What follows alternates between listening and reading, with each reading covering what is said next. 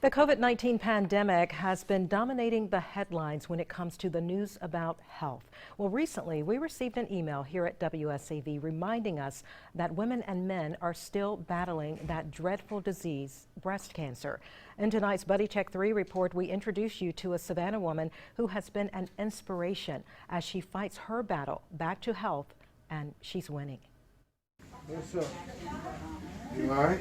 Wrapped in her prayer blanket, this has been the drill for Symenthia Allen for the last 7 months. She has been battling a beast, breast cancer. I did my buddy check. It was on a Sunday. I'll never forget.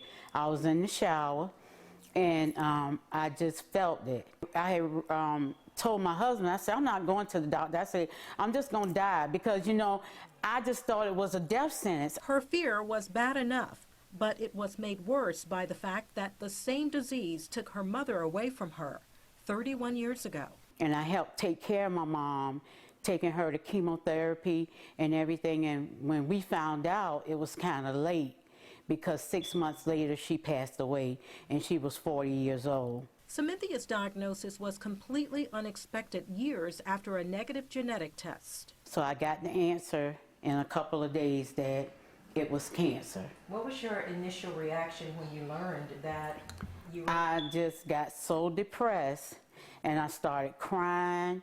I couldn't even tell my children. Her doctors knew her treatment would have to be aggressive in order to beat her triple-negative breast cancer, so they opted for a strong regimen of chemotherapy. I had to go through like a red devil chemo that was, real awful. The hardest part of treatment is not being able to live her passion, taking care of others. Her husband is her caregiver.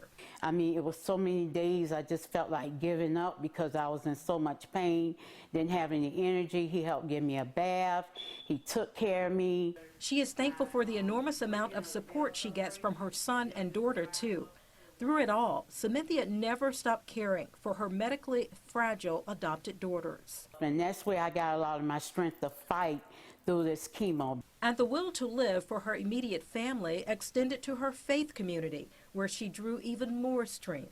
I would go to church, and that's where I would get my strength from, because the people would pray for me, my pastor, my first lady, the whole congregation. Symenthia says this experience is not just about her journey, but about the love for others. What do you think would have happened had you not engaged in Buddy Check 3? I probably would have been at the end, like a stage 4, and I would have been in some trouble. Well, Symenthia says as she's a new advocate for women's breast health, she already has speaking engagements lined up to raise awareness, and she will complete chemo next Tuesday. We're so excited about that. That will happen with her bell ringing ceremony.